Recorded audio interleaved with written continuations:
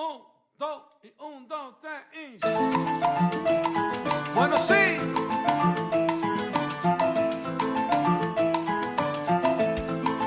Camina.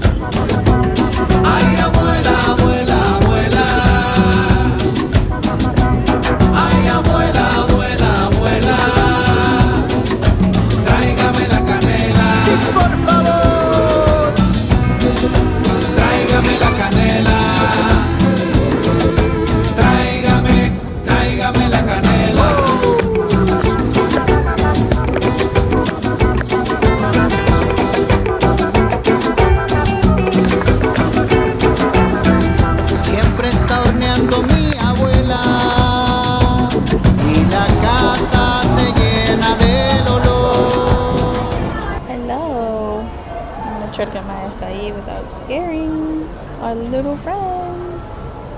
It worked. He's just gonna sit with me while we eat. I got acai. I think this is a perk of having so many Brazilians in this area, is that this used to be a boba place and now it's an acai place, and I have all the faith in the world that this is good, real, authentic acai. I'm salivating. But they have pitaya as well, so that's how you know. If a place just has acai, it could be 50-50. But if a place has acai and pitaya be hitting different too. I don't know what it's called. Pitaya is passion fruit, I think. I know. Did you know? I learned this in Rio when I went in March. Did you know that acai is actually bitter? And they have it with meals, like on top of rice and stuff, as like a salty dish condiment. But they put some sort of juice on it, which you can buy in Brazil. I saw when I went to the favela. I went to Rocinha favela. They have it in this big tub, and it's the sweet thing that they put into the acai for it to be sweet. Otherwise, it's more like bitter or salty.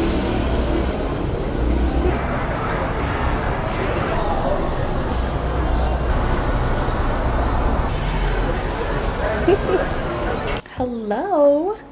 I figured that seeing as my new job is to be a student success coach, I might as well give you some of the perks. I figured I would give you some tips that I would give to my students if they were having a session with me. So, here we go. Okay, so tip number 1 is to start with a brain dump. A personal brain dump of what are the things that you're looking for in a school? These are things like, what do you care about? What moments shaped you? What are the type of moments that you want to experience at the university? What is unique about your story? How do you see those unique aspects being reflected at the college campus that you wish to go to? When I was applying to universities, I had my college apps mentor basically tell me, like, do you envision a school where it's super like spirit week, super active like that, like everything that has to do with the sports and the activities? Or do you envision one that is mostly for the academics? Do you envision one that is very like proactive socially and there are protests and students do a lot of community engagement? Or do you envision one that is more of inter-school clubs and organizations? Those are really important things that she recognized about universities that made them unique, that helped me be able to think about where I envision myself, and most importantly, how it connects to my story. When I'm writing my personal statement, how does a certain key aspect of a university connect to who I am as a student and just as a person as a whole. This tip I feel like is super common, but basically build your application list very strategically. I feel like when you're applying to an undergrad program is very different than a master's program or a doctorate's program, but it kind of still applies. So you want to think about your safety school, your match school, and your reach school. So in the sense that a safety school is when you say like, oh, I know that I will get into this school. Even a safety school can be a community college program that you really like. Okay, so community college programs will let you in. Like anybody can get into it because it's not an application, it's just a registration process. So that one, you know for sure. That is a really amazing option. I would definitely recommend you consider a community school program because then you can transfer later on and it will be truly such a beneficial experience on its own.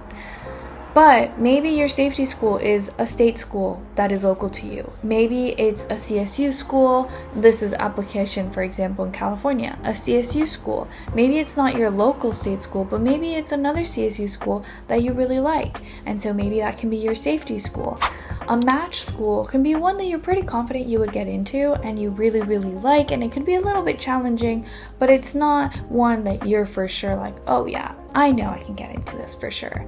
And lastly, a reach school is a school that essentially you're like, whoa, this is like difficult. This is a challenging opportunity that odds are, it's playing it tough. So that will be most Ivy Leagues. That may be like, I don't know, a very high-ranking public school that you really want.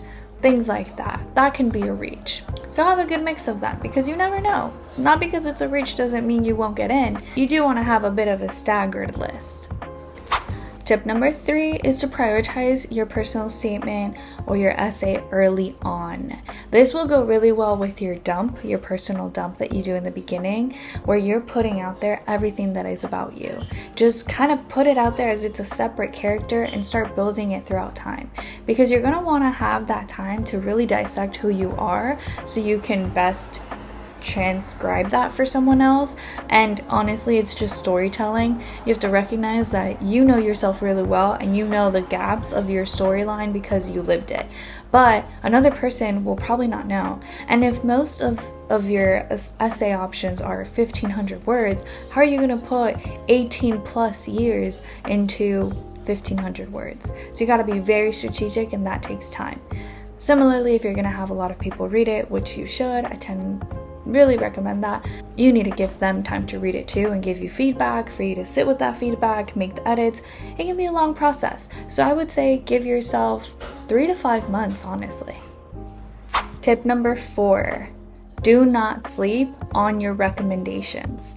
You want to be asking for these recommendations early on. If you're in high school, aim to ask for them late junior year, early senior year, since applications tend to be at the end of fall semester in senior year of high school. So you want to start the school year already asking for those letters. You have to anticipate that odds are people are going to wait till the last minute to do it. So give yourself time to be reminding them, but also if they want to do it early on, you can get it done early on. Or if they're going to wait last minute, don't you wait last minute to ask them. If you are not in high school and you're going off of a different timeline, I say you ask 3 months before the deadline. So 3 months before your application deadline, you mention it to them saying, hey, would you be open to writing me a letter?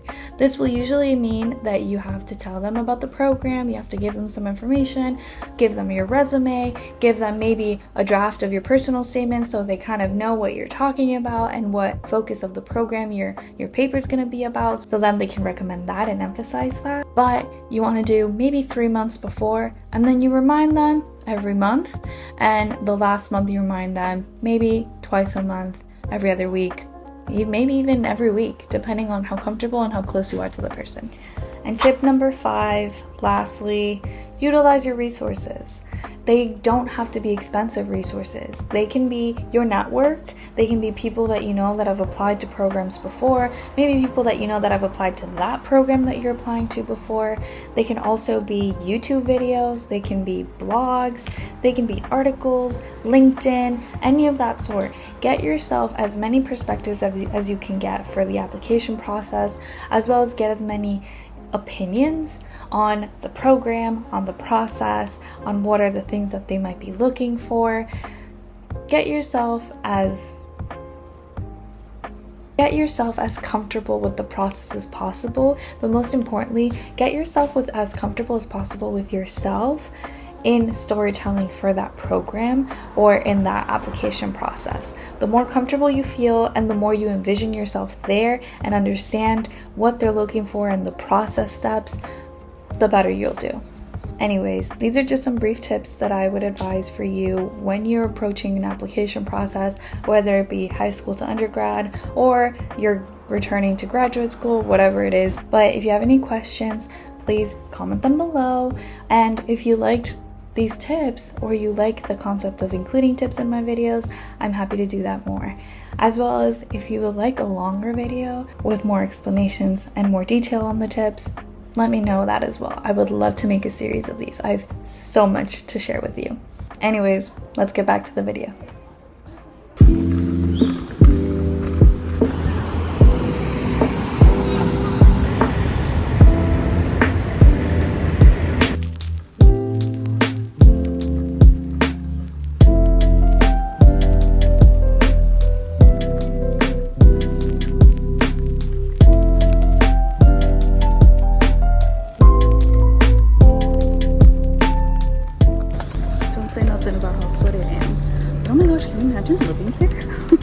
I have friends that lived here during the school year, and it's no joke, it's so pretty. Oh my gosh.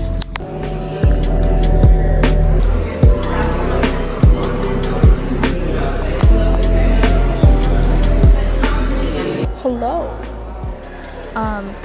I don't know what possessed me to think I could leave my little fan at home today. I brought my handheld fan, but I didn't bring the little motorized one where you just go, and I should have, because it's so hot. Oh my gosh, and I have to work the courtyard. They said they're going to be giving us like rotating for us to get breaks inside and outside, but it's not that much cooler inside anyways.